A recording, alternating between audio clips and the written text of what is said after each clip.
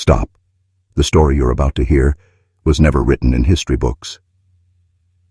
There are places in the Appalachian mountains where the trees grow too close together, where the air feels thick as if it's hiding something, and where the silence itself carries weight. Men who've walked those ridges alone swear they felt followed. Families who tried to settle there disappeared without explanation. And buried deep in those whispers is the name of three sisters, Essie, Bessie, and Dessie. The world remembers them, not for their faces, not for their deeds, but for one single thing, their voice. Not voices, not three little girls speaking in unison. One voice, one sound pouring from three mouths, a sound so unnatural, so inhuman, that even the midwives who delivered them fled into the storm that night. They were said to be born in the year 1877 in a cabin that no longer stands, under a sky split open by lightning. Locals whispered it wasn't rain that fell that night, but something darker, something called down. The official records? Gone. No birth certificates, no baptism, no census entries. It's as if the county itself erased them.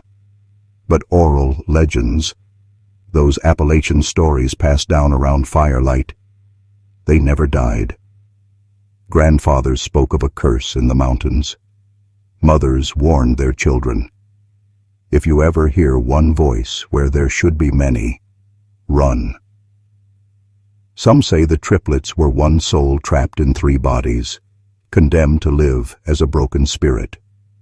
Others claim they were never children at all, but something summoned, something the mountains tried to bury before it could spread. What we know is this: every attempt to document them, every attempt to keep their story alive, has been silenced. So why am I telling you this now? Because some truths refuse to stay buried. The Appalachian mountains hold secrets too heavy for books, too dangerous for sermons, and thawed. The story of the triplets is one of them. Tonight, I'm going to take you back, to the night they were born, to the towns they haunted, to the silence they left behind. But I warn you, by the end, you may start to wonder if the voice that calls your name in the dark is really your own. The Appalachian mountains are old, older than the colonies, older than the people who came here, older even than the tribes who first gave them names. These ridges carry something heavier than time, memory, and memory in Appalachia is never clean. It twists, it stains, and it lingers like smoke in an abandoned cabin. Long before the birth of the triplets, whispers had already taken root. Locals spoke of certain valleys where birds refused to sing, where deer never grazed, and where even wolves kept to the higher ground. They said the soil there was wrong. Soft in places it should be firm, wet even in dry summers, as though something underneath shifted and breathed.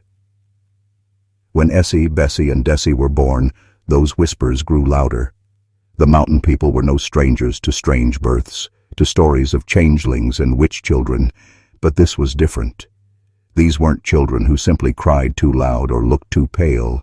These were children who spoke before they should have had the breath to. Neighbors recalled that within weeks, the cabin where they lived began to echo with something unnatural, not laughter, not crying, a low, droning hum that spread from the hearth to the rafters. Some claimed it was prayer, some claimed it was curse, but everyone agreed on one thing: the sound never stopped. Farmers avoided the road near their homestead. Mothers gripped their children's hands tighter when passing. And yet, nobody ever acted against the family. In Appalachia, silence is a kind of protection. You don't name what you fear. You don't poke at what the mountain wants hidden. You just keep your head down, cross yourself, and walk faster. But memory has sharp edges. A handful of people did speak. Travelers mostly, men who stopped for water or work, who returned with eyes wide and trembling. They described the same thing: three little girls sitting together in the shadows, mouths open, eyes fixed, and a single voice, deep, ancient, and terrible, pouring from all three. That voice, they said, didn't just enter your ears. It crawled into your chest. It slowed your breathing. It made your own heartbeat stumble, as though it wanted to sync with theirs. And if you lingered too long, it followed you home. So, the whispers spread. The mountain had grown itself a secret. And secrets in Appalachia never stay buried. They seep into the wood, the stone, and the stories told by firelight. The year was 1877, and the mountain sky split open with a storm that didn't belong. Old-timers swore they had never seen lightning fall so low, never heard thunder roll so deep. The air itself felt charged, humming through the pine trees like a tuning fork. People said it was the kind of night when the devil himself walked the ridgelines, counting the names of those he would soon claim. Inside a crooked cabin, 3 midwives fought against fear more than against the storm. The mother was in labor, and it was a labor that would not end. Hours stretched into the kind of timeless silence where minutes lose their meaning. The mother's face turned pale, her breathing ragged, but she clung to something unseen, as if she knew these children could not arrive into the world unassisted by sheer will. The midwives whispered prayers, clutching rosaries that snapped from sweat. Each contraction came with the sound of rattling window panes, and each cry from the mother seemed answered by a howl of wind outside. Then it happened. Not one cry, not 2, but 3 cries in unison, a sound so sharp it sliced through thunder itself. The candles in the cabin went out. The midwives froze, hands trembling, hearts pounding. When they lit the lamps again, what they saw chilled them to the bone. 3 infants, Essie, Bessie, and Dessie, lay there side by side, but their eyes were open, wide, too wide, and in those eyes flickered not the blurred innocence of newborns, but something that looked back, something ancient and awake. One midwife swore later that she saw their lips moving, not crying, not gasping, but forming words. She claimed she heard a phrase in a language she could not place, guttural and heavy, like stone grinding against stone. Another midwife fainted on the spot, convinced that no human child could have been born like this. The storm ended the very moment the children arrived. Outside, the wind died. The lightning stopped, and the mountain fell into a silence so total that even the cicadas seemed to hold their breath. The mother would not live to see the sunrise. She lay still, her chest hollow, her face peaceful in a way that seemed unnatural. The midwives left that cabin in silence, carrying with them the certainty that something had entered Appalachia that night. Something the mountain had not chosen, but tolerated. And as the story spread, nobody called them blessed. Nobody called them cursed. They called them what they feared most: unnatural. Childhood in the Appalachian mountains was supposed to be simple, running through fields, learning the rhythm of chores, listening to elders spin tales by firelight. But for Essie, Bessie, and Dessie, simplicity never came. From the very beginning, their presence bent the rules of the mountain, rules older than the people who lived upon it. Neighbors who passed their cabins swore they saw shadows where no shadows should be. Sometimes in the dead of noon, when the sun struck hard on the shingles, the triplets' outlines would stretch long across the dirt, far too long for the hour of the day. At night their laughter carried strangely, echoing against the ridges, as though the mountains themselves were repeating it. The family's livestock was the first to suffer. Chickens stopped laying eggs, goats refused to feed, and the family's only mule broke free one night, found 2 days later at the base of a ravine, its body twisted unnaturally. Some whispered that the mule hadn't fallen. It had been pushed by something it couldn't see but felt. Then came the dreams. Children in nearby cabins woke screaming, claiming they had seen the three girls standing at the foot of their beds. But these weren't visits that left footprints or marks. Instead, the children described the same thing, the triplets whispering in unison, their words slithering into the mind, cold and heavy. One boy said their whispers made him feel like his bones weren't his own anymore. By the age of 5, the triplets barely spoke to their father or to any neighbors. Instead, they seemed to speak to each other without moving their lips. One would tilt her head, the second would blink, and the third would laugh, as if answering an unspoken question. To outsiders, it was unnerving. 3 little girls, bound tighter than blood, bound by something unseen. The local preacher tried to intervene once. He gathered, read the mountain folk, marched up to the family's door, and demanded the girls be baptized. But when he looked into their eyes, his words faltered. He left without blessing them, muttering under his breath that water would not hold them. He never set foot near their cabin again. In Appalachia, childhood was supposed to be fragile, fleeting. But these 3 were not fragile. They were steady, patient, watching. And the mountain began to understand. These girls were not merely children of the ridge. They were something else entirely, a presence the land itself could not swallow. It was a crisp autumn evening when the village realized the mountains were no longer just whispering. They were claiming. A local man, Henry Calloway, had been sent to deliver supplies to the triplets' cabin. A seasoned woodsman, Henry had faced storms, wolves, and the unforgiving Appalachian terrain, but nothing prepared him for what he found that night. The family's cabin was dark. No lantern flickered, no smoke rose from the chimney. Henry knocked, calling out, but only silence answered. He pushed the door open. The air inside was different, heavier, as though breathing itself had been stolen. And then he saw them. 3 small figures sitting together on the floor, hands clasped, staring straight at him. Henry froze. He had never felt fear like this. Their eyes weren't childlike. They held a depth, an intelligence, and something else, something that pressed against the back of his mind. And then he heard it. One voice, not 3 voices.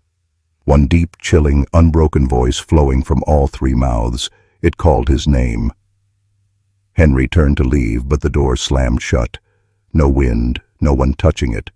Just the cabin, alive, demanding his attention.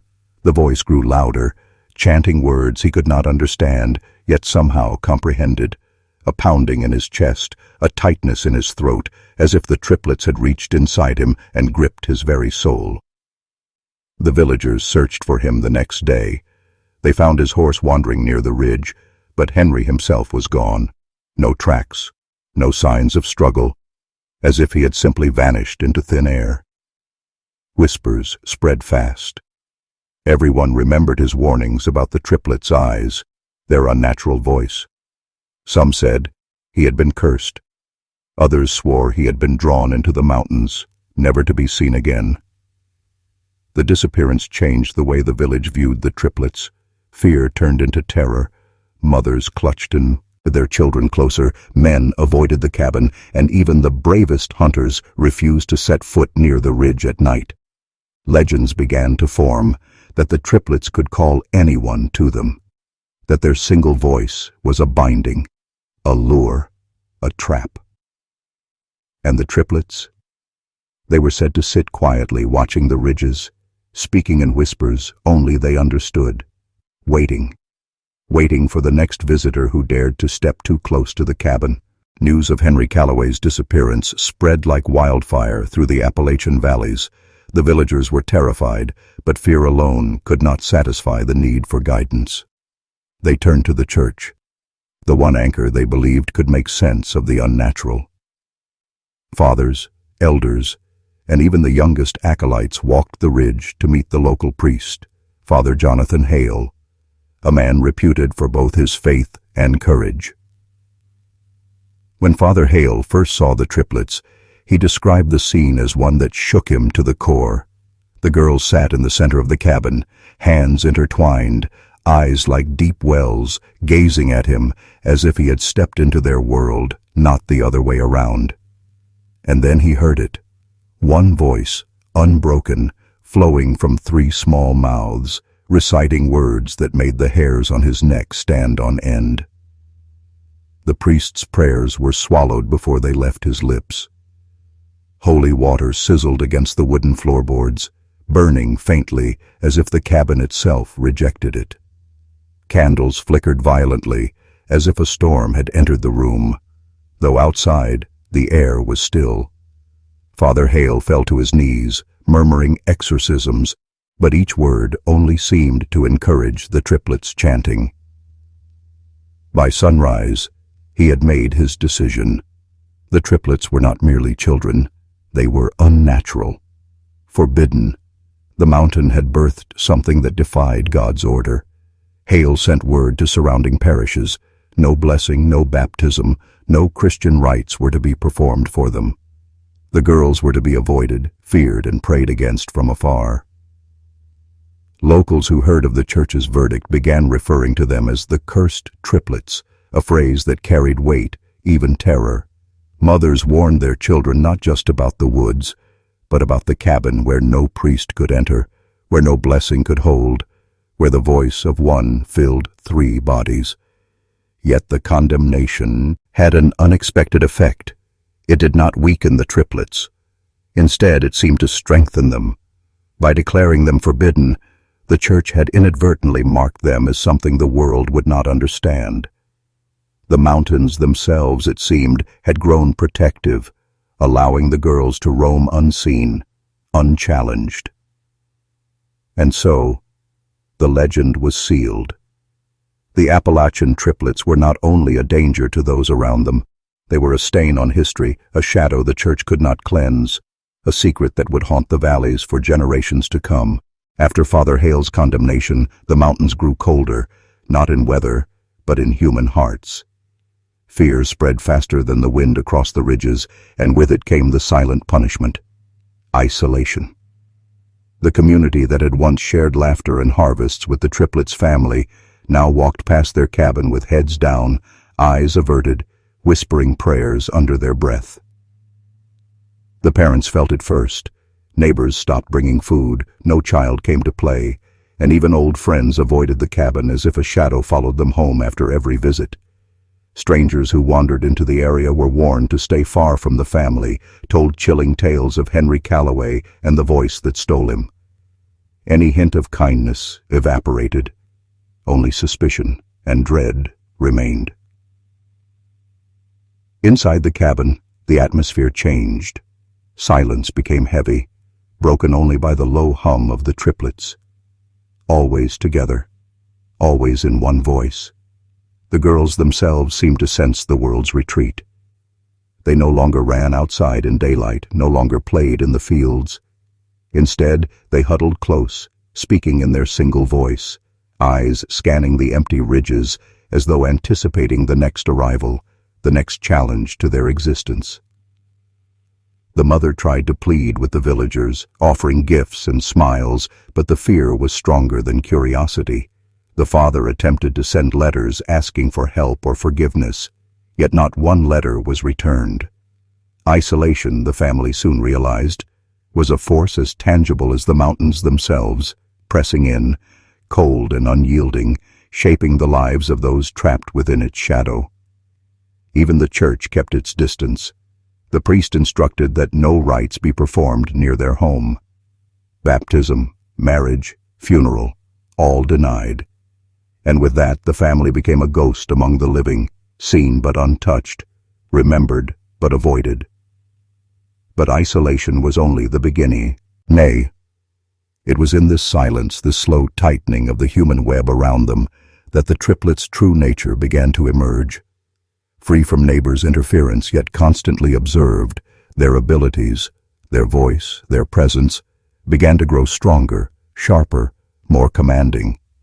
By retreating into the shadows of their own cabin, they were quietly learning the power that the world outside feared. The mountains, as if acknowledging the family's exile, seemed to fold around them, every hollow, every ridge, every shadow conspiring to hide them and to amplify the dread that would soon spread far beyond the valley. Winter arrived in the Appalachian ridges with a cruelty unmatched by any summer storm. The wind cut through the valleys like a blade, carrying with it the whispers of those who dared speak the triplets' names. But it was not only the wind that unsettled the villagers. The first signs of terror came from the farmyards. Chickens stopped laying eggs. Goats refused to feed. The family's few cattle grew restless, bleating into the night, eyes wide and unseeing. Farmers found their livestock dead at dawn, bodies contorted in ways no predator could achieve. Horses went missing, only to be discovered days later near the edge of cliffs, unharmed but visibly shaken, as if they had seen something inhuman. The villagers' fear transformed into obsession. They whispered about the cabin that refused light, about the three girls whose voices seemed to carry farther than they should, about the shadows that moved on their own. Every time someone passed the ridge road, they heard faint murmurs, one voice, echoing impossibly from three mouths. Children screamed in the night, waking their parents with tales of three small figures staring from the edge of the forest, speaking in a language no one could understand. The family remained secluded, huddled together against the winter cold, but the cabin seemed to take on a life of its own. The wooden floors groaned under unseen weight. Candles flickered even when no draft existed, and the triplet's voice, ever present, ever watchful, seemed to grow stronger, more commanding, as if feeding on the fear that swirled through the village. Even the bravest villagers refused to venture near. Hunters, who had once claimed the mountains as their own, stayed by the fires, murmuring prayers and clutching knives they would never use. They spoke of glimpses, three girls walking together, but shadows stretched and merged unnaturally, voices calling, calling. And each night the wind carried their chant down into the village, penetrating walls, doors, and the hearts of men. That winter, the mountains themselves seemed to conspire with the triplets. The ridge roads became impassable, the forests deeper, the darkness heavier. It was as if the land wanted to protect them, to isolate them further, to sharpen their power for what was coming. By the time the snow melted, the villagers understood one terrifying truth. This was no ordinary family, no ordinary curse. The Appalachian triplets were something else entirely, and they had only just begun. The mountains had grown quiet, deceptively quiet. When Thomas Reed, a local hunter, ventured into the woods one late autumn morning, he was seasoned, born and raised among the Appalachian ridges, knowing every curve of the trail, every hollow in the trees. But even experience could not prepare him for what awaited. Thomas had been tracking deer when he noticed the forest falling unnaturally silent. Birds did not chirp, leaves did not rustle, even the wind seemed hesitant, as if it feared to move. And then he saw them, three small figures, standing side by side perfectly still at the edge of a clearing. At first, he thought them children, perhaps wandering too far from their homes. But as he approached, a shiver crawled up his spine. Their eyes, wide, unnervingly still, followed him. And then the voice came. Not three voices, not whispered, but one deep, resonant voice, calling out his name. It was coming from all three mouths at once. Thomas froze. His instincts screamed to flee, but his legs would not obey. The voice was low, melodic, yet piercing. Every word pressed against his mind, not merely heard, but felt, as if trying to bend him to its will. He tried to speak, but his words faltered, his breath caught. The forest itself seemed to lean closer, amplifying the sound, the presence, the impossible unison of the triplets. Then, before he could react, they moved. All three in perfect synchronicity, sliding between the trees as if the woods themselves parted for them. Shadows stretched unnaturally, merging and twisting, making it impossible to tell where one girl ended and another began. Thomas lost sight of them, but the voice lingered. Every rustle of leaves, every crack of a branch carried the echo of that single, terrible sound. He returned to the village shaken, his story met with disbelief. But those who had experienced the winter knew better. The Encoan Hunter confirmed what they feared most. The triplets were no ordinary children. They were predators in disguise, spirits or curses bound to flesh. The voice that commanded Thomas Reed was proof that isolation had not weakened them, that the mountains had nurtured their power, and that anyone who dared venture near would be touched, if only for a moment, by something unnatural. From that day on, hunters avoided the ridges, parents kept children indoors, and the whispers spread faster than the wind. Do not speak their names. Do not meet their eyes. Do not hear the voice. By the time the villagers truly feared the ridge, it wasn't just their isolation or the eerie silence that unnerved them. It was the power of the voice. Essie, Bessie, and Dessie were no longer just children. They had become conduits of something far older, far darker than human comprehension. The single voice that poured from 3 mouths had begun to influence more than thoughts. It shaped emotions, warped perception, and bent will. Travelers reported arriving at the foot of the ridge, confident, steady, even jovial, only to leave hours later, pale, trembling, and muttering incomprehensible phrases. Men who had hunted the forests for decades found their compasses spinning, their sense of direction failing, as if the mountains themselves had been rewired. Their own footsteps echoed where no path existed, and voices whispered from shadows, echoing that one unnatural voice they could never unhear. Those who dared speak to the triplets described a chilling phenomenon. They did not hear the children's words with their ears. The words seeped into their bones, threading through their thoughts, replaying like a hypnotic chant. One man described it as a river of sound flowing through me, calling me home, yet warning me not to speak. Fear itself seemed amplified in the presence of the triplets, twisting rational thought into panic. Even those who remained far from the ridge felt its effect. Families reported nights filled with dreams of 3 girls, standing silently in moonlit clearings, speaking in unison, their one voice reciting names, sometimes names of the living, sometimes of those long dead.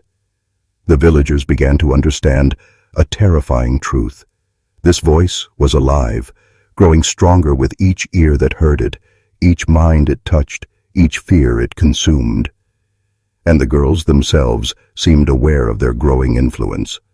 Where once they huddled silently in the bow cabin, now they wandered the ridges at twilight, sometimes glimpsed at the edges of fields, sometimes appearing in reflections in windows. Always 3, always speaking as one. The mountains themselves seemed to bend to them, the wind carrying their whispers, the trees leaning closer, shadows twisting unnaturally around them. It became clear. The triplets were no longer merely surviving. They were asserting dominion. Every fear, every tale, every rumor only strengthened the one voice that would come to haunt the ridges of Appalachia for decades to come.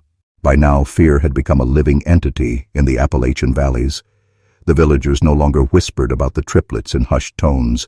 They panicked openly, avoiding the ridge altogether. The stories that had once been dismissed as superstition gained horrifying credibility. Every disappearance, every strange sound in the night, every livestock death was attributed to Essie, Bessie, and Dessie.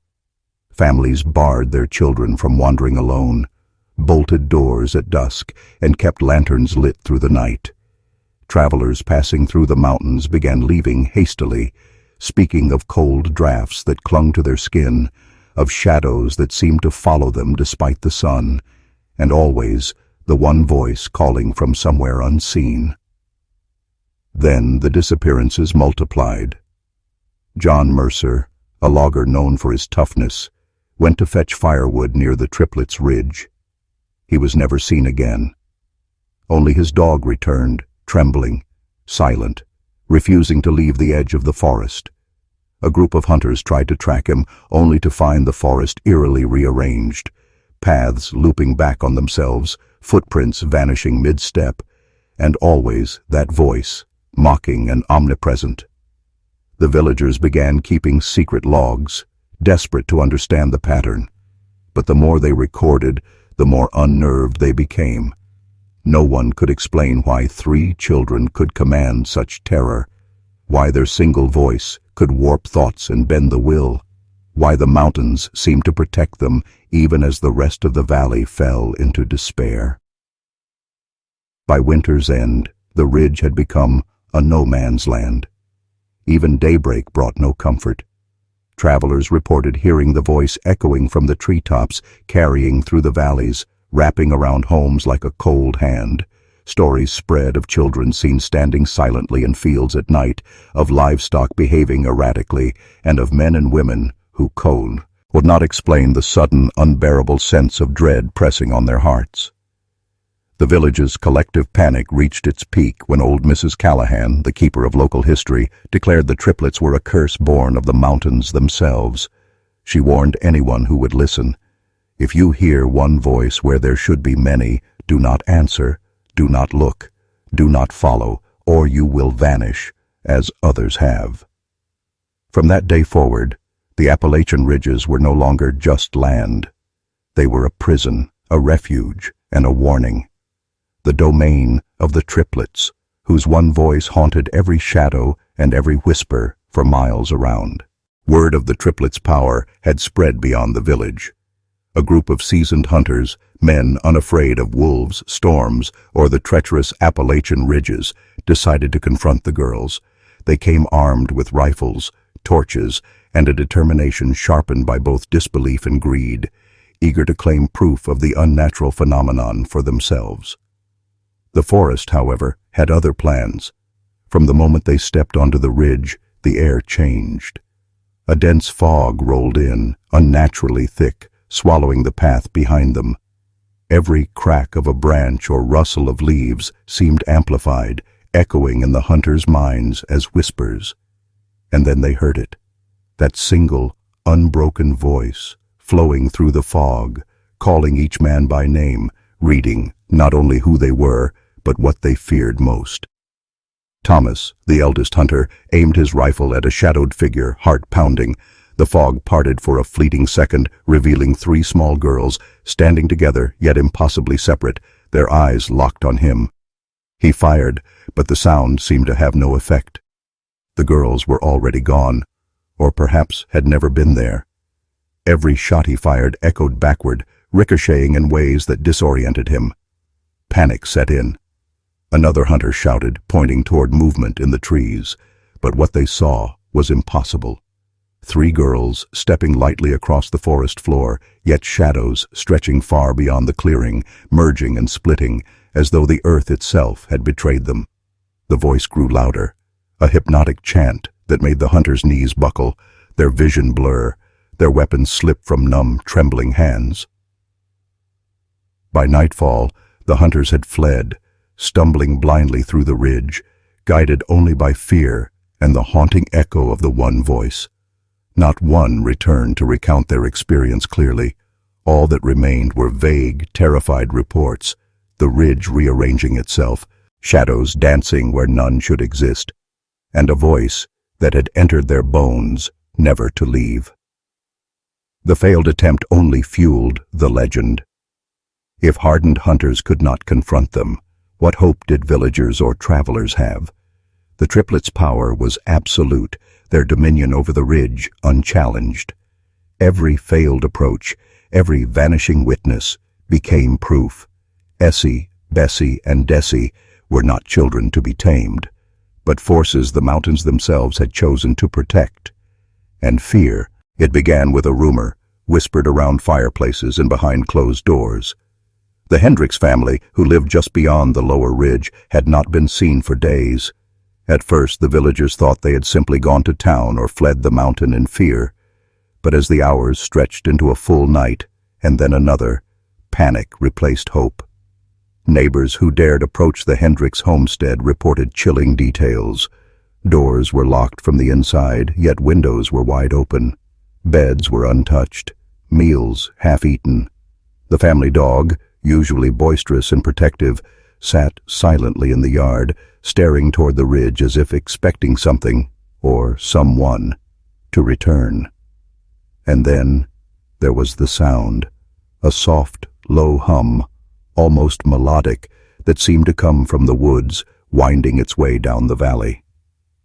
By morning, search parties were assembled. Men, women, and even older children ventured into the forest, following faint tracks, hoping for some explanation. They found nothing. The ridge had swallowed the family whole.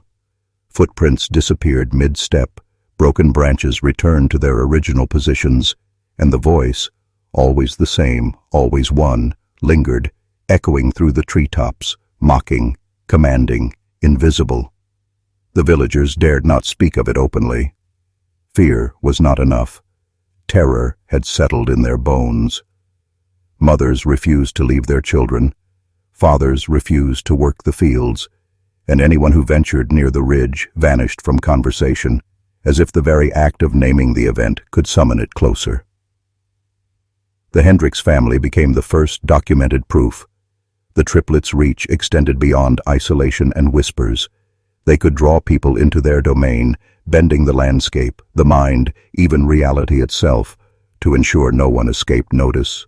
The mountains, it seemed, had chosen them as guardians of a power older than memory, a presence the world could neither understand nor resist.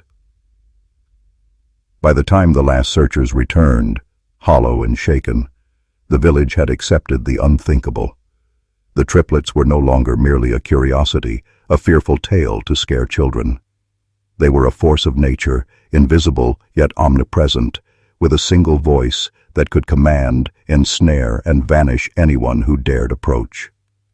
From that day forward, no one ventured near the ridge alone. The mountains whispered warnings, and every family kept to the heart of the valley, their lives forever shadowed by the echo of three girls, speaking as one. After the Hendricks family vanished, the Appalachian mountains themselves seemed to shift. The ridges, once familiar, became alien landscapes, paths twisting where they should have been straight, hollows appearing where none existed. Shadows stretched unnaturally, moving independently of sunlight, merging and splitting as if they had a mind of their own. And always, somewhere in the distance, that one voice echoed, low, haunting, omnipresent. Villagers reported seeing shadows on moonlit nights that mimicked the triplets' movements, stretching far beyond their bodies, twisting across the forest floor, climbing trees, and following travelers down valleys. The shadows whispered, not in words, but in tones that carried fear, confusion, and the unmistakable hint of the triplets' unified voice.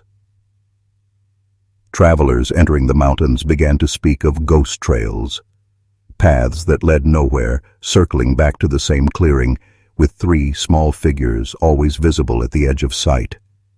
Livestock refused to enter these areas, trees groaned when approached, and even the wind seemed to pause, bending around these unnatural spaces.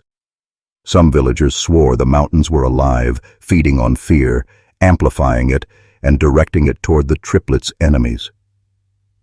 Hunters who had previously tried to capture the girls found themselves lost for hours in areas that should have been familiar.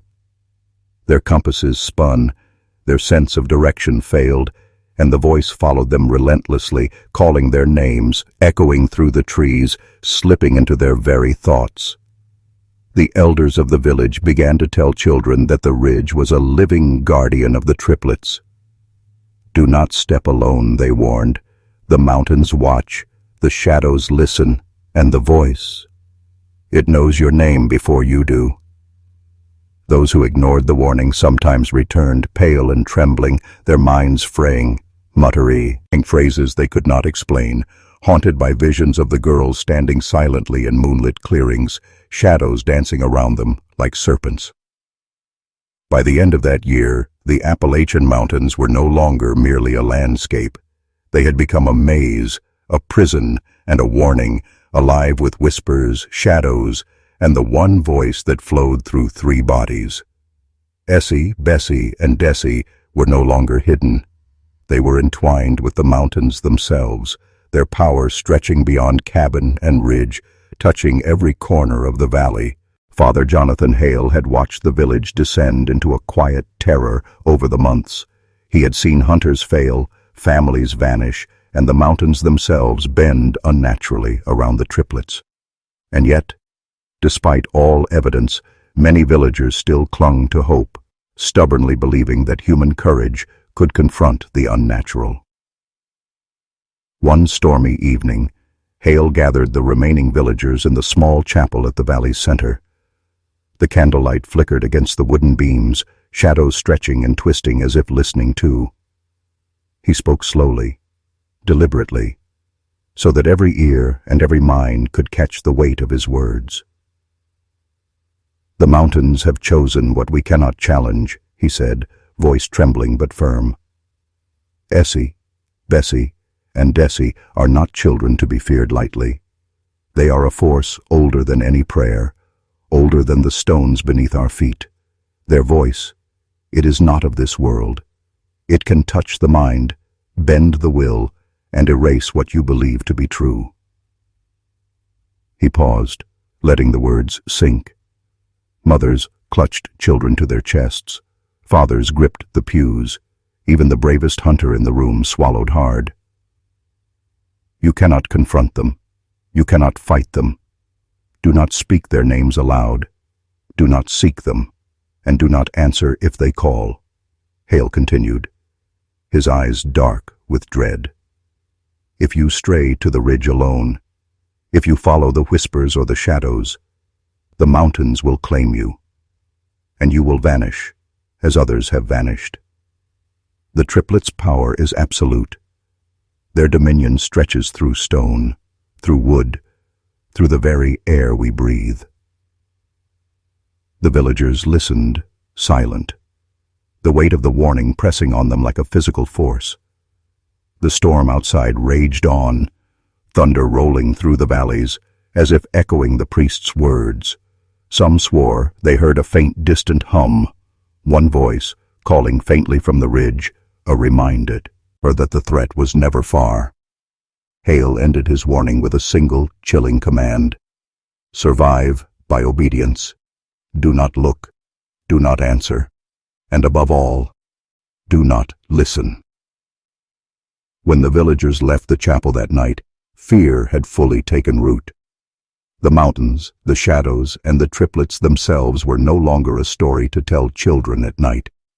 They were a living, breathing terror, omnipresent and eternal. And for the first time, the village understood the true horror of their predicament. Nothing could stop the Appalachian triplets, and nothing could escape their voice. Despite Father Hale's warning, a stranger arrived in the valley, a young man named Elias Ward, drawn by tales of the triplets' unnatural power. Confident, curious, and skeptical, he ignored the whispered cautions of the villagers. "Old fears," he scoffed, meant to keep the superstitious in line. Yet the moment he set foot on the ridge, the mountains themselves seemed to tighten around him, compressing the air, sharpening the shadows. At twilight, he reached the clearing where the triplets' cabin sat. Silent, dark, yet alive with a subtle hum. There they were, Essie, Bessie, and Dessie, standing side by side, hands clasped, eyes glowing faintly in the dim light. The air grew heavy. The forest fell silent. And then it began. The one voice, rolling and resonating, calling his name. Elias froze. The words did not merely reach his ears. They invaded his mind, wrapping around thoughts he didn't know he had, whispering secrets, fears, doubts. His heartbeat thundered in his chest.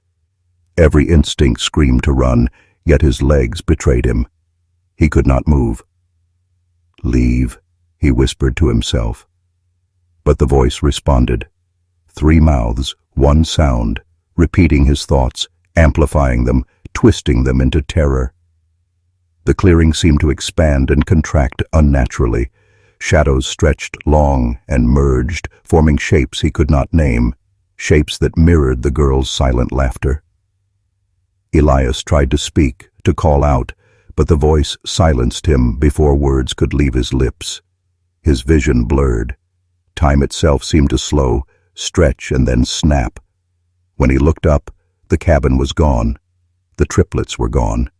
Only the shadows remained, coiling and twisting around him, whispering in the language of fear. By the next morning, villagers found him on the edge of the forest, pale and shivering, muttering incomprehensible phrases. He refused to speak of what he had seen, only shaking violently whenever the ridge came into view. His encounter served as a chilling proof. The triplets' power was not bound by the cabin, the shadows, or even human comprehension. They were everywhere and nowhere, their voice capable of bending the mind and reshaping reality itself. After that day, even the most curious dared not approach the ridge. The legend had grown.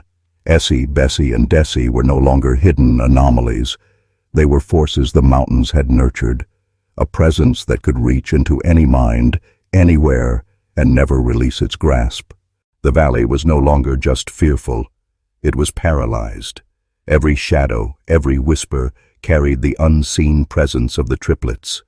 And yet, human curiosity and pride proved relentless. Samuel Crowley, a respected elder of the village, decided to confront the ridge, determined to prove that the girl's legend was mere superstition. He set out at dawn, lantern in hand, calling upon prayers and the blessings of Father Hale. Villagers watched from the edge of the woods, hearts pounding, knowing better but helpless against human hubris. Samuel's confident steps soon faded into uneasy silence. By midday, the forest swallowed every trace of him. His footprints, fresh in the morning snow, simply disappeared as if the earth itself had erased him. At night, a faint humming rolled down the ridge. It was that same one voice, low and melodic, weaving through the trees. Those closest to the ridge swore it called Samuel's name, recounting his fears, his regrets, even his private sins. The villagers dared not venture near, terrified that acknowledging the voice could draw it closer. By morning, search parties found nothing. Samuel's lantern lay abandoned near a hollow, untouched by wind or animal. His coat was draped over a log, as if set there intentionally, but he himself was gone. And with him vanished the last thread of confidence that any human could challenge the Appalachian triplets.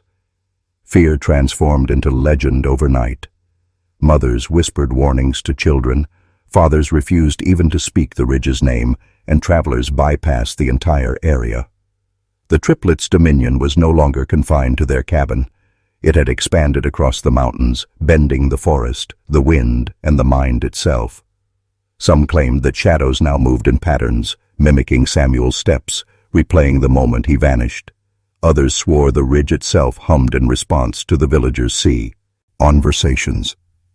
As though the mountains themselves were alive, listening, waiting. Every disappearance reinforced the same terrifying truth. No one could resist the triplets' voice, and no one could survive the ridge if it claimed them. By the week's end, the village was silent. Only the distant ridge, dark and foreboding, bore witness to the power of Essie, Bessie, and Dessie.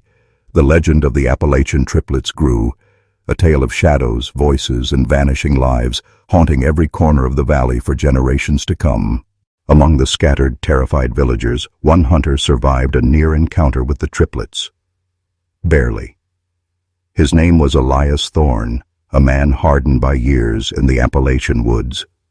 Shaken to his core, he retreated from the ridge and began recording everything he had witnessed, in the hopes of warning others, and perhaps understanding the unexplainable. His journal spoke of the first moment he heard the voice. "It does not come from the girls.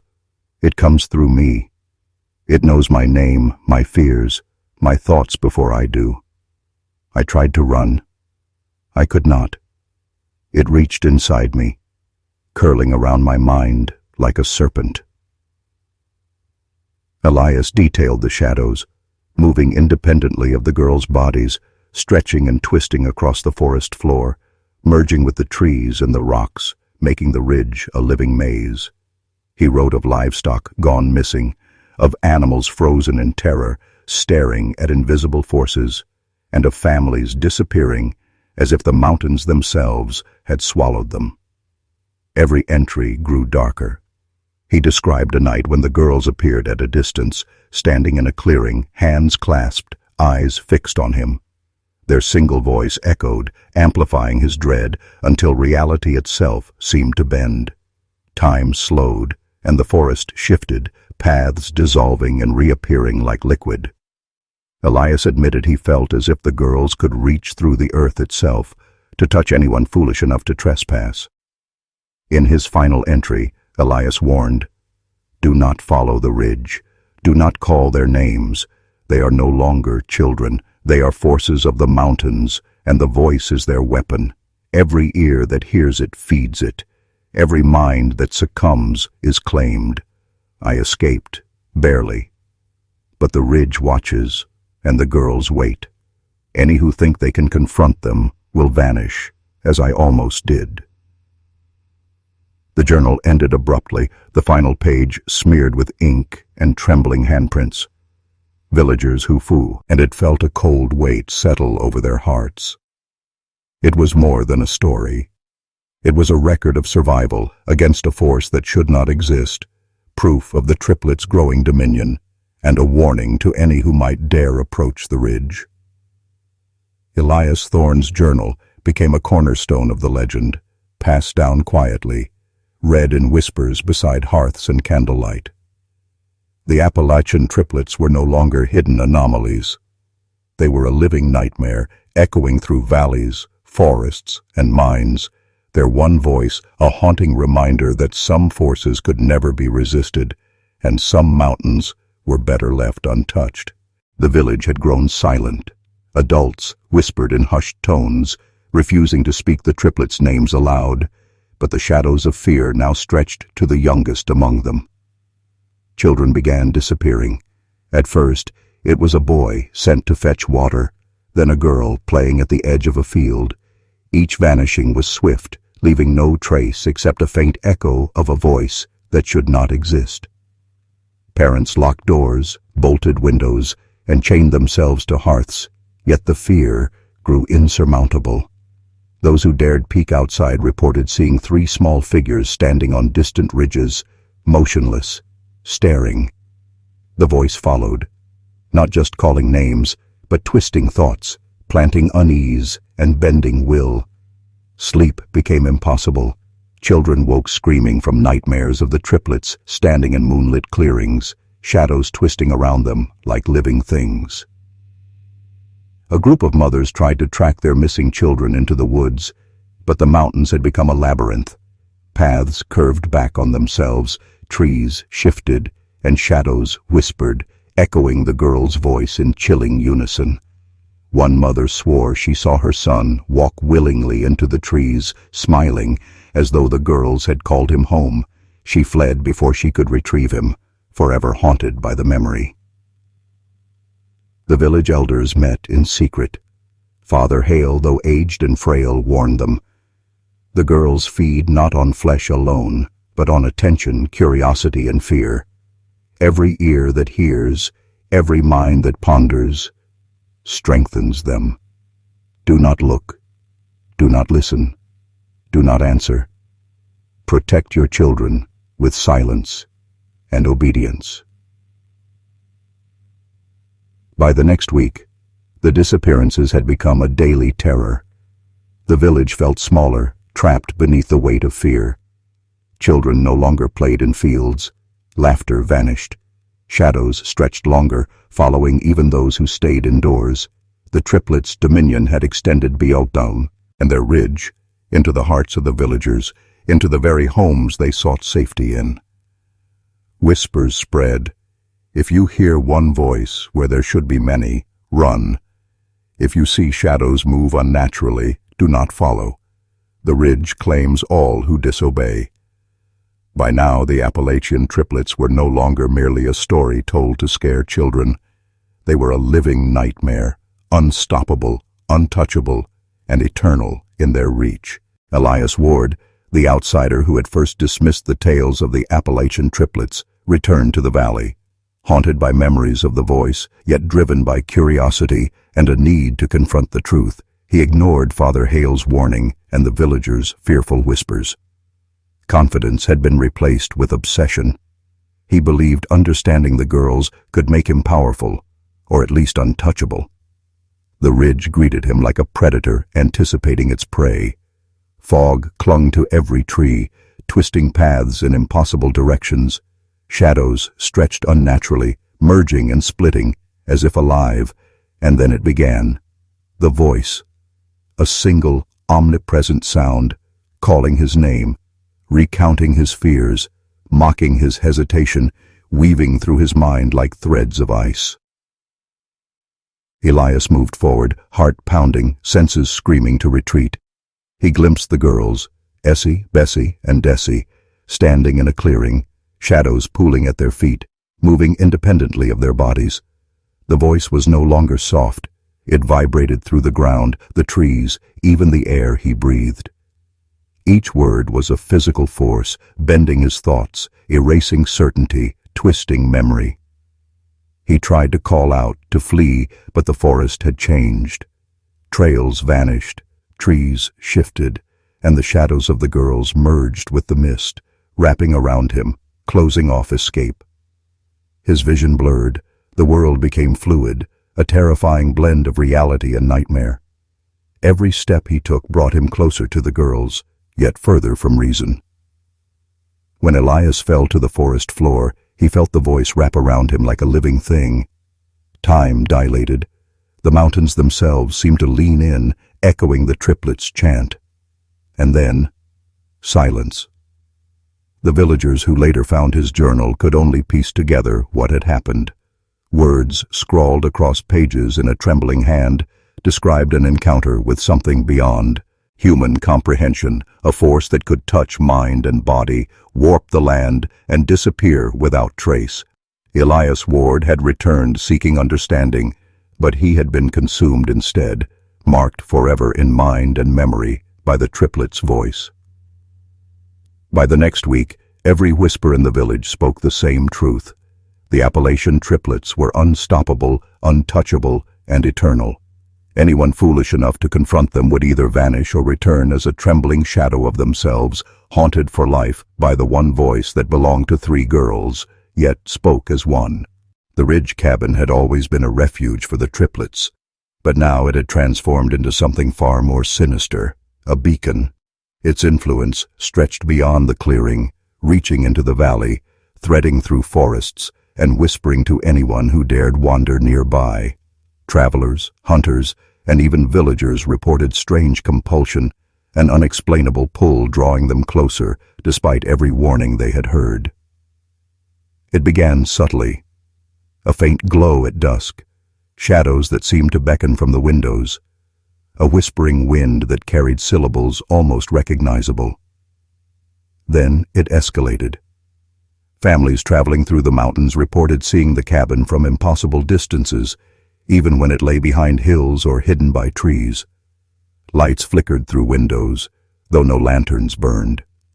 And always, the voice, smooth, hypnotic, impossibly omnipresent, echoing through the trees, calling names, reciting fears, promising answers or relief, yet delivering only terror. Some villagers swore they saw strangers, men and women from distant valleys, appear at the edge of the forest, eyes vacant, footsteps directed almost mechanically toward the cabin.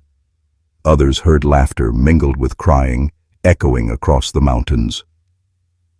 When anyone tried to approach the structure, shadows stretched unnaturally, merging with the mist, making it impossible to discern the path. Those who did enter were never seen again. Even wildlife was drawn. Horses, dogs, and cattle wandered toward the cabin against instinct, trembling and uneasy, refusing to leave once they approached. Trees seemed to bend subtly toward the structure, leaves rustling with whispers, as if the mountains themselves were signaling allegiance to the Triplets. The villagers realized with horror that the cabin was no longer a home. It was a magnet for the lost, the curious, and the brave, all feeding the Triplets' power. Every disappearance, every drawn soul, strengthened the voice, the shadows, the very walls of the cabin, turning it into a living heart of dread at the center of the ridge. From then on, the ridge was no longer just haunted. It was active, deliberate, a trap for anyone who strayed. Essie, Bessie, and Dessie no longer needed to leave the cabin. It came alive for them, summoning victims and amplifying fear, their dominion over the valley absolute, a nightmare that drew all who dared look, listen, or think too deeply. Weeks had passed since the Triplets' cabin had become an active beacon. Fear had taken full control of the valley. But then, one morning, a familiar figure stumbled down from the ridge. A hunter thought long vanished. His name was Caleb Marlowe, a man who had entered the ridge months ago and had not been seen since. At first glance, Caleb appeared alive, but nothing else about him resembled the man who had left. His eyes were wide and hollow, pupils dilated as if perpetually startled. His hands trembled uncontrollably. When villagers approached, he spoke little, but when he did, his voice carried an echo, faint, unnatural, and almost shared by 3 others. He told fragments, half-formed, of the horrors he had witnessed. The girls standing silently in moonlit clearings, the shadows bending reality, the voice seeping into his mind, twisting thoughts, memories, even senses. Every attempt to flee had been met with impossible paths, shifting trees, and whispers repeating his every fear aloud. Caleb's journal, hastily scribbled in trembling ink, described the moment he first heard the Triplets' unified voice call his name from behind the cabin. It was not just sound, he wrote, but something physical, a grip on his very mind. "It sees you," he wrote. "It knows you. And even if you escape, it never leaves." The villagers noticed subtle, terrifying changes. Caleb seemed to anticipate the voice before it came, flinching at nothing, muttering to shadows, occasionally freezing mid-step, as if seeing something no one else could. Some swore that, in the dead of night, faint whispers in 3 tones echoed from his lips, almost like the Triplets' voice had followed him home. Caleb's return was both a warning and a curse. The ridge had not released him. It had marked him. The Triplets' influence was no longer contained to the mountains. It could reach into the minds of those who survived, leaving them haunted, obedient to the voice, and forever altered. From that day, the villagers understood an unbearable truth. Confronting the Appalachian Triplets was impossible. Survival was temporary at best, and no one could truly escape their reach. Their voice, their shadows, their power had extended beyond the ridge, infecting minds, twisting reality, and ensuring the nightmare endured. Word of the Appalachian Triplets had begun to seep beyond the narrow valley. Travelers who narrowly escaped the ridge told stories of 3 girls with one unified, terrifying voice. They spoke of shadows that moved unnaturally, of cabins that glowed in impossible ways, and of voices that entered minds, twisting thoughts and spreading fear. Some accounts were dismissed as superstition. Others, however, came from hunters, traders, and shepherds, men and women who had no reason to fabricate such tales. They described arriving in distant towns, pale, trembling, and whispering fragments, a voice that called names, shadows that pursued them, and mountains that seemed to bend reality itself. Local authorities ignored these claims at first. Who would believe that 3 teenage girls could command the forest and the land itself? But as reports multiplied, a pattern emerged. Travelers spoke of fleeting glimpses of the girls in unexpected places. The edge of a foggy valley, a ridge beyond town, a roadside clearing, always 3, always together, always speaking as one. The story of the Triplets became more than a local legend. Newspapers in distant counties carried accounts, though many editors labeled them strange but unverified. Rumors reached taverns, inns, and distant farms. Mothers told children to never stray into the mountains. Merchants whispered warnings of travelers who returned altered, haunted, and silent, their minds fraying from an unseen, inescapable force. Even those who had never ventured near the Appalachian ridge felt a ripple of fear. Some claimed their dreams were invaded. Fleeting images of three small figures standing silently, shadows twisting around them, the singular voice murmuring their names, recounting their fears, threading itself into memory. The legend had grown unstoppable. The triplets were no longer hidden anomalies. They were a force he recognized far beyond their valley, capable of instilling terror across miles. Every sighting, every whisper, every journal entry added weight to the mythos. They were unstoppable, untouchable, and eternal. Their power not bound by geography, but by the reach of fear itself. By the end of that year, the Appalachian triplets were no longer just a story whispered by villagers. They had become a living nightmare, spreading invisibly yet palpably, ensuring that anyone who dared to hear of them would carry the memory of the voice, forever haunted by three girls speaking as one. The ridge had grown stronger, and so had the mountains surrounding it. Trees no longer remained passive observers. They became sentinels. Branches twisted unnaturally, roots rose to trip intruders, and paths that seemed safe moments ago vanished without warning. The forest itself had turned hostile, animated by the triplets' unearthly power. Travelers entering the woods reported being physically pushed, trapped by roots, or struck by falling debris despite clear skies. The air thickened unnaturally, making breathing laborious. Every rustle of leaves became a threat, every shadow a predator. The triplet's voice echoed soft at first, then growing in intensity, calling names, exposing fears, manipulating even the most rational minds. Hunters, who had once roamed freely, now hesitated.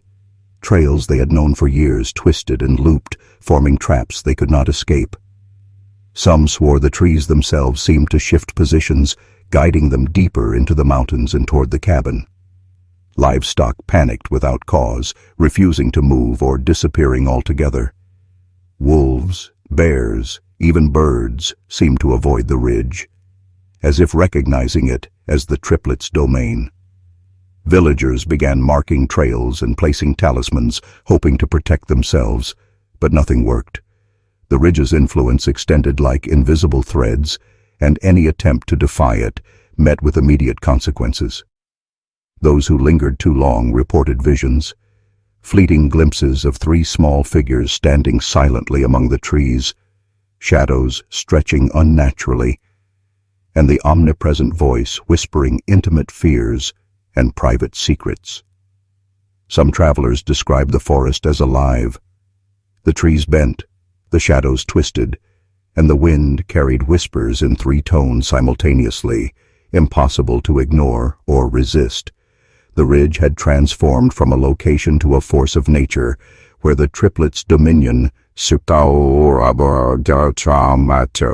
controlled not just space, but perception, fear, and reality itself.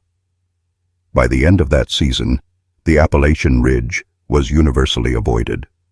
The mountains were no longer a mere obstacle. They were a living entity, lethal to any who dared enter. Essie, Bessie, and Dessie had extended their power beyond human comprehension, their voice now resonating through every leaf, shadow, and whisper, ensuring that no intruder, visitor, or curious mind could ever escape. The valley below the ridge was no longer safe. What had once been farmland, pastures, and quiet homes had transformed into a listening chamber for the triplets' omnipresent voice. Even at a distance, the wind carried faint echoes of whispers, three voices speaking as one, crawling into the minds of those who lived there. Villagers reported hearing their own names whispered while working in the fields, reciting private fears and secrets they had never voiced. Children refused to play outside, animals cowered, An adult spoke in barely audible tones, terrified that the sound alone could summon the girls from the ridge. Travelers passing through described a sense of being watched, hunted, and measured, as if the valley itself had become sentient. Mist rolled unnaturally across the pastures, twisting and bending to form shapes. Small figures standing silently, shadows stretching and merging, always accompanied by the singular voice of the triplets. Farmers found paths shifting overnight.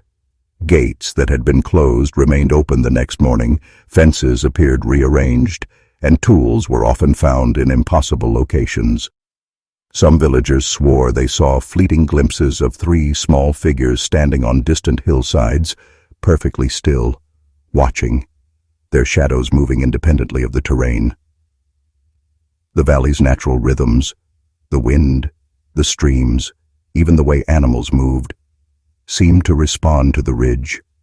Seasons felt altered. Crops failed in patches where the influence was strongest, while forests grew unnaturally dense, twisting in unnatural directions. Every whisper, every shadow, every unseen movement reminded the villagers that the triplets' dominion extended far beyond the cabin. By night, the valley seemed alive. The hum of insects, the rustle of leaves, and the creak of trees blended into a chorus of whispers, repeating fears and secrets. Those wambuu who dared step outside after dark often returned changed, silent, pale, haunted. Some refused to sleep, fearing that if they closed their eyes, the ridge would call them into its shadowy grip. The villagers understood, finally, that the Appalachian triplets' power was not confined to their ridge. It had spread into the valley, bending nature, perception, and thought. Essie, Bessie, and Dessie were no longer just girls on a ridge. They were the pulse of the mountains, the voice of the valley, and the embodiment of unstoppable fear. Elias Ward had been obsessed since his first encounter with the triplets. The memory of their voice, shadows, and unnatural power gnawed at him relentlessly. He returned once more to the ridge, convinced he could face them, or at least uncover the truth that had eluded him. But obsession is often the perfect prey for the unstoppable. As he climbed the familiar twisted paths, the mountains seemed to close in. Trees leaned unnaturally, roots clawed at the soil, and the wind carried whispers in 3 harmonized tones, each one mocking him, each one unraveling his mind. The ridge called to him, bending space and time, reshaping trails until every step led deeper into the girl's domain. When he reached the clearing, they were waiting. Essie, Bessie, and Dessie stood silently, perfectly still, their shadows stretching unnaturally, merging with the fog. The voice began softly, calling his name, recounting fears he had never spoken aloud, twisting his memories and dissecting his mind. Every word was a lash. Every whisper was a blade. Elias tried to flee, but the forest had become fluid, paths dissolving under his feet. The cabin loomed closer than reality allowed, a phantom beacon drawing him in. He stumbled into a circle of shadows, and the voice escalated, resonating inside his skull, bending his thoughts until he could no longer distinguish self from the triplets' will. Hours, or perhaps moments later, he collapsed. When villagers later found him wandering near the valley, he was pale, trembling, and whispering in 3 voices simultaneously. He could no longer speak coherently. His mind had been fractured, a living vessel for the triplets' power. The ridge had not merely bested him. It had claimed him, leaving him alive but eternally haunted. From that day forward, his presence served as a warning. Elias Ward was a man physically free but mentally tethered to the Appalachian triplets. Every step he took reminded the villagers that the girl's dominion was absolute, inescapable, and all-consuming. Those who sought to confront the ridge were either lost, vanished, or forever altered, living testimonies of fear beyond human comprehension. The ridge had won, the valley had yielded, and the legend of the triplets spread like wildfire. 3 girls, 1 voice, and a power that could bend mind, body, and nature itself. The valley, once a home and refuge, had become a cage, Fear had woven itself into every tree, every path, every shadow. No matter how far villagers fled, the influence of the triplets stretched to every corner, bending reality, shaping perception, and ensuring that none could escape. Families who tried to leave reported that familiar trails twisted back toward the ridge. Roads that should have led to safety dissolved into forests, streams shifted, and even the wind seemed to pull them back. Those who crossed the valley at dawn found themselves standing near the very cabin they had tried to avoid, hearts pounding, minds fraying. The whispers had grown louder. 3 voices, singular and unified, echoed in homes, barns, and even deep inside villagers' minds. Secrets, fears, regrets, every thought they tried to conceal was amplified, spoken back to them in chilling harmonics. Sleep became impossible, and even waking hours offered no relief. Livestock vanished or froze in terror, crops wilted unpredictably, and every natural rhythm of the valley felt corrupted. The mountains themselves seemed alive, shifting subtly to ensure that no one could navigate freely. Paths curved, trees rearranged themselves, shadows lengthened unnaturally, and the distant hum of the triplets' voice reminded every villager of the inevitability of their power. Some tried to resist. Hunters, elders, and even young men attempted to challenge the ridge's influence, armed with tools, prayers, or courage. Every attempt failed. Trails led them back to the cabin. Shadows danced around them, merging with mist. The voice reached inside their minds, bending perception until reality was indistinguishable from nightmare. By the end of that season, the villagers understood a terrifying truth. The valley was no longer a place one could traverse or escape. It had become a trap, a living prison shaped by the triplets' will. Every step, every breath, every thought was within their domain. Survival required silence, obedience, and avoidance. And even then, the omnipresent voice lingered, promising that one misstep could erase a person completely. The Appalachian triplets were no longer just girls on a ridge. They were the heartbeat of the valley itself. Nature, reality, and fear had merged into a single, inescapable force. The valley had yielded entirely to their dominion. Fear had reached its peak. The villagers, desperate and broken, gathered in secrecy under the guidance of Father Hale. They knew that ordinary measures would not protect them. The triplets' dominion over the ridge, the valley, and the very forest was too strong. They decided on a ritual.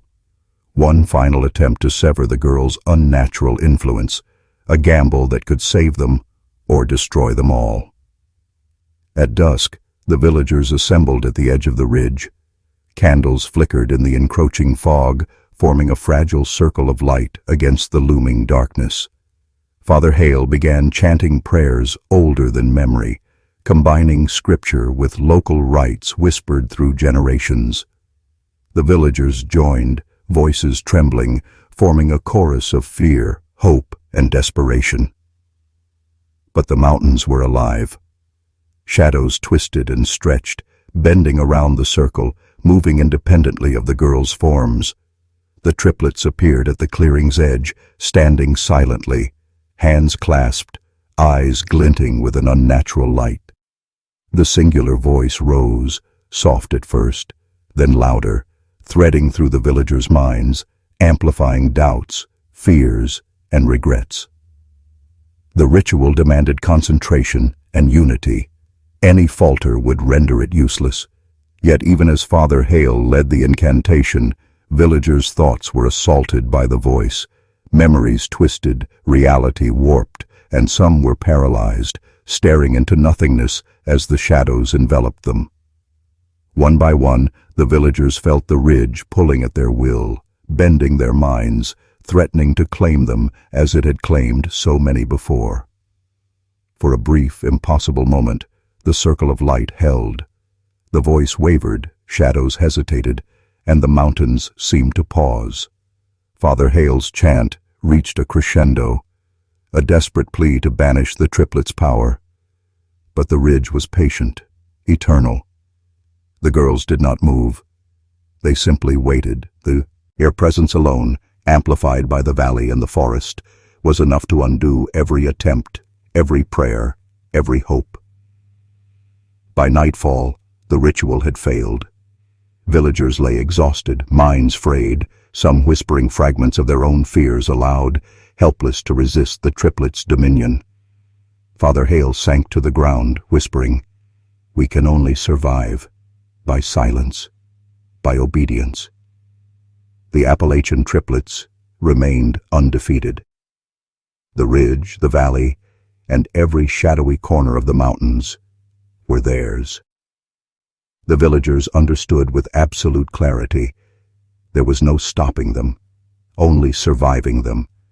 And even that was a fragile, fleeting hope. Generations passed, yet the valley never forgot. The ridge remained looming above, silent yet alive, a sentinel of fear and power. Essie, Bessie, and Dessie had grown with the mountains, their influence seeping into every tree, stone, and stream. The triplets' voice was no longer merely heard. It was felt, an omnipresent pulse threading through minds, hearts, and dreams. Villagers spoke in whispers, teaching children from birth to never wander, never question, and never look toward the ridge.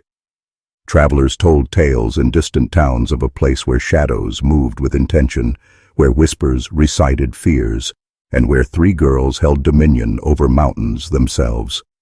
These stories were passed like warnings, like spells, ensuring that the legend of the Appalachian triplets persisted. Some families abandoned their homes entirely, leaving behind entire valleys and fields, unable to live under the invisible grip of the triplets. Others stayed, surviving through rigid obedience, avoiding the ridge, muting every word, every thought that might draw the voice's attention. Yet even in silence, the valley was never safe. Shadows lingered at the edges of vision, mist twisted unnaturally, and faint whispers followed every villager through every day and night. Explorers and hunters who dared approach the ridge vanished or returned as hollowed versions of themselves, minds frayed, speech fractured, haunted by 3 voices speaking as one. Their journals, scattered among fearful villagers, detailed a horror that could not be contained, a power that bent reality, reshaped minds, and persisted through time itself. By the turn of the century, the ridge and the valley had become synonymous with dread. Maps marked it with caution, travelers avoided its paths, and the mountains themselves seemed to lean in, guarding the secret of the triplets. Essie, Bessie, and Dessie were no longies, are just human. They were an eternal force, a living nightmare, a pulse within the Appalachian landscape itself. Even now, locals say, if you listen closely on quiet nights, the ridge hums softly, shadows stretch unnaturally, and a voice, singular yet thrice, whispers names, fears, and memories. The Appalachian triplets endure, eternal and unstoppable, a haunting legacy that no generation can escape. Not all who encountered the ridge were claimed immediately. Some survived long enough to carry stories and warnings beyond the valley. One such person was Lydia Trent, a traveling journalist, who ventured into the Appalachian Mountains seeking a sensational story, unaware she would become the last witness to the triplets' dominion. Lydia arrived during the harsh autumn, when mist clung low and the ridge appeared as a dark, jagged silhouette against the sky. From the moment she entered the valley, she felt the pull, subtle at first, then overwhelming. Paths twisted, shadows elongated unnaturally, and a single voice whispered her name, dissecting her fears before she even understood them. She recorded everything, journals, sketches, and audio notes. She described seeing 3 small figures in the mist, standing perfectly still, their shadows merging with the trees. She captured moments when the wind itself seemed to carry a message, repeating phrases she had thought in private, unspoken. The ridge was alive, she wrote, a force that bent time, perception, and will itself. Despite every instinct screaming for retreat, Lydia pressed onward, documenting the cabin and the surrounding forest. She saw the remnants of villagers, hollow eyes, trembling hands, fractured minds, a warning carved into flesh and memory. Every page of her notes reflected the terrifying truth. The triplets' power was not bound by geography or time. It reached beyond the ridge, echoing into every mind that dared enter or even hear of them. By the time Lydia escaped the valley, she was forever changed. Her voice carried a faint echo of 3 harmonized tones. Her eyes seemed to catch shadows that others could not see. Her reports, published in distant towns, were met with skepticism, disbelief, and fear. Yet she knew the truth, and she recorded it meticulously, ensuring that anyone who ventured too close would know. The ridge waits, the valley listens, and the Appalachian triplets endure. Even today, travelers report fleeting glimpses of figures in mist, whispers that call their name, and shadows that move independently. Lydia's journals, now scattered across libraries and private collections, remain the last direct testimony, a chilling confirmation that the nightmare of Essie, Bessie, and Dessie is far from over and may never end. The mountains never slept. The valley never ceased to whisper.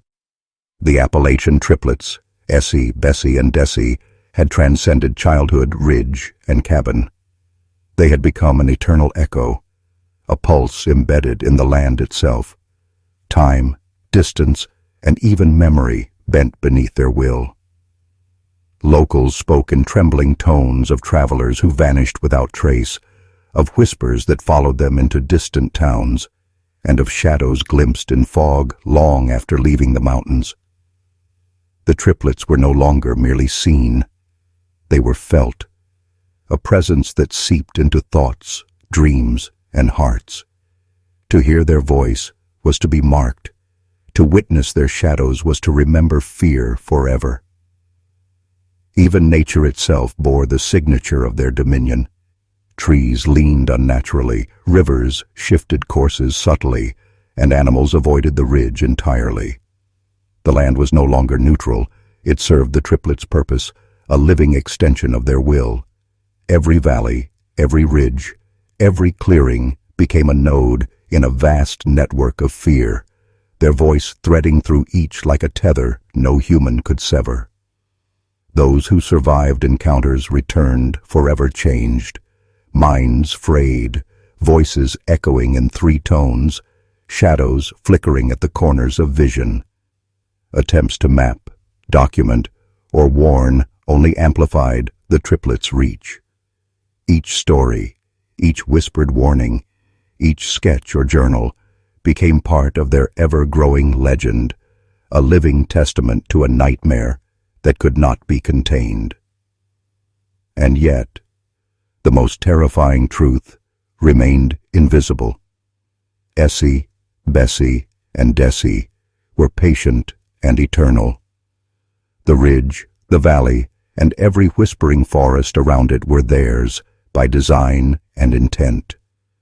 Time did not weaken them, fear only strengthened them, and the singular voice they shared carried forward across generations, untouched and unstoppable. If one listens closely on quiet nights, in the mountains or the valleys beyond, the voice remains, a singular echo in 3 tones, reciting names, fears, and memories. It is a reminder, chilling and absolute, that the Appalachian triplets endure. They do not age, they do not tire. They are the ridge, the valley, and the endless echo of dread itself.